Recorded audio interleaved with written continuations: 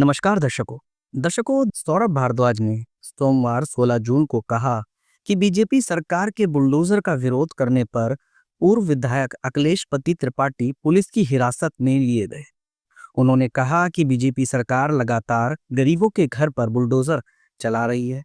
इस पर दिल्ली के पूर्व सीएम और आप के राष्ट्रीय संयोजक अरविंद केजरीवाल ने कहा कि आखिर बीजेपी चाहती क्या है? क्या दिल्ली की सभी झुग्गियां तोड़ना चाहती है?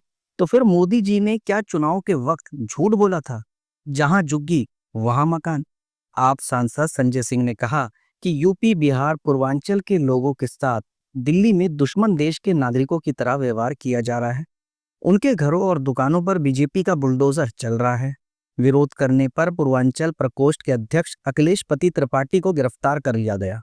सब याद रखा जाएगा। आम आदमी पार्टी ने एक्स हैंडल पर पोस्ट किया, जो गरीबों के साथ खड़ा होगा बीजेपी सरकार में वो जेल भेजा जाएगा।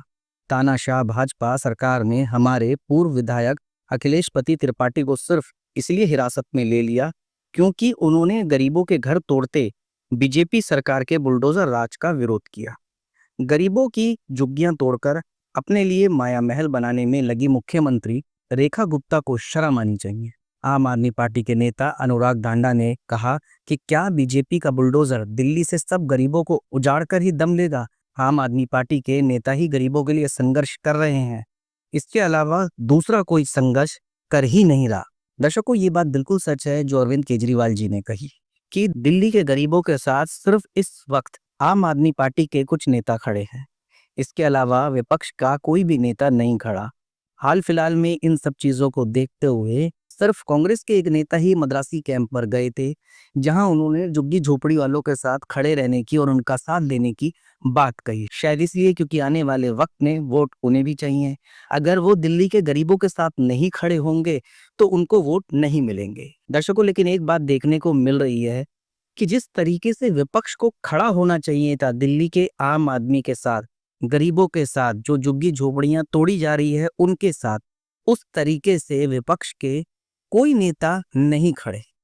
जी हाँ, आप सिर्फ सौरभ भारद्वाज जी को देख सकते हो, आम आदमी पार्टी के नेता जो वजीरपुर में भी पहुंचे थे, जो मद्रासी कैंप पर भी पहुंचे थे, संजय सिंह जी भी पहुंचे थे। लेकिन कहते हैं ना कि अगर कोई और चीज होती तो विपक्ष के सभी नेता आगे खड़े होते। शायद विपक्ष के नेता को दिल्ली के आम आदमी या कहें उन गरीब झुग्गी झोपड़ी वालों की फिक्र ही नहीं है। उन्हें तो फिक्र सिर्फ बिहार चुनाव की है। उनकी नजर बिहार चुनाव पर है।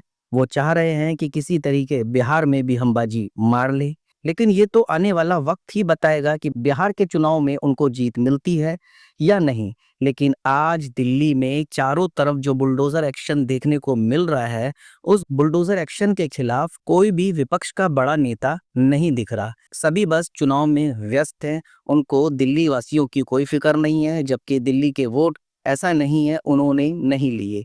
दिल्ली वासियों के वोट भी उन्होंने ही लिए हैं और दिल्ली वासी के उन गरीब झुग्गी झोपड़ी वालों को बसाने में भी उनका हाथ है।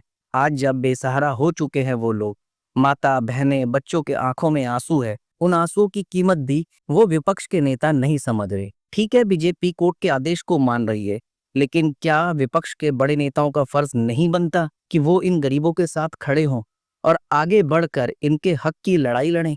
जिन लोगों को मकान मिल गए उनको तो ठीक, लेकिन जिनको नहीं मिले कम से कम उनके लिए तो लड़ाई लड़ें।